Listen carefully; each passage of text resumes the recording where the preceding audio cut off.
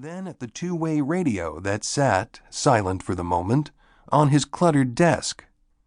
"Come in," he called more forcefully. The doorknob rattled, slowly turned, and at last the door swung open, revealing, as Reynie had by this point already deduced, a child. It seemed the most unlikely of developments, but the fact remained. The stranger was, of all things, a little boy. "Well, hello," Reynie said to the boy, who stood grinning shyly with a hand on the doorknob, swinging the door back and forth. The boy's hair, very fine and black, was in a frightfully tangled state.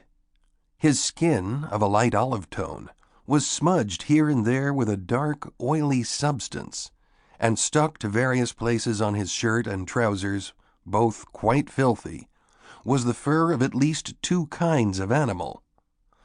But the boy's large eyes, so dark brown as to be almost black, were shining with excitement. "I'm Ty," said the boy, still swinging the door back and forth. "I'm 5. Reynie feigned confusion. "Wait, which is it? Are you Ty or are you 5? The boy giggled. "Both," he said, letting go of the doorknob and approaching Rennie's desk in a rush.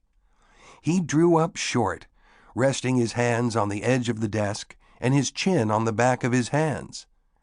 "My name is Ty Lee, and I'm 5 years old."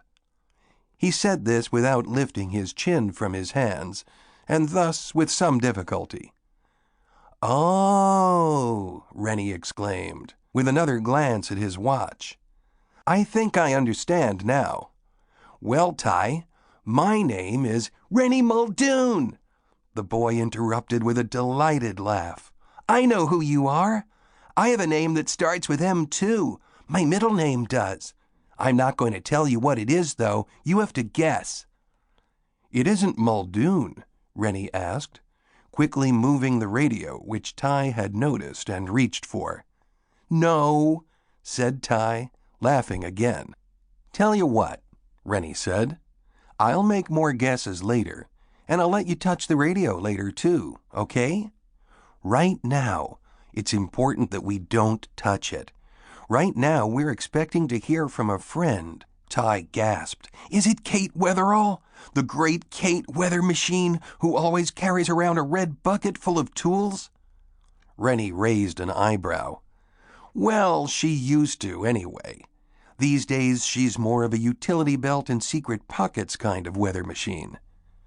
A wistful expression crossed his face at this, like the shadow of a swiftly moving cloud. Reynie fixed the little boy with a curious gaze.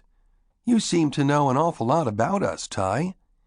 "You saved the world," Ty whispered excitedly, as if he'd been bursting to let Reynie in on this secret, but knew he wasn't supposed to. "Oh, I wouldn't say the whole world," said Reynie with a skeptical look. "And I assume you're talking not just about me, but all of you," Ty whispered. "The 4 of you, and Mr. Benedict, and Rhonda, and number 2, and Milligan." Here the little boy frowned and consulted his fingers, counting off names in a whisper. He interrupted himself to scratch furiously at an itch on his arm, then began again. "Hold that thought, Ty," said Reynie, and raising his voice he said, "Intercom, Sticky's office." A beep sounded from a speaker on the wall near the door, and Ty whirled to look. The speaker hung at an imperfect angle, with plaster peeling away all around it, and was speckled with ancient paint. It would not appear to be a functioning speaker.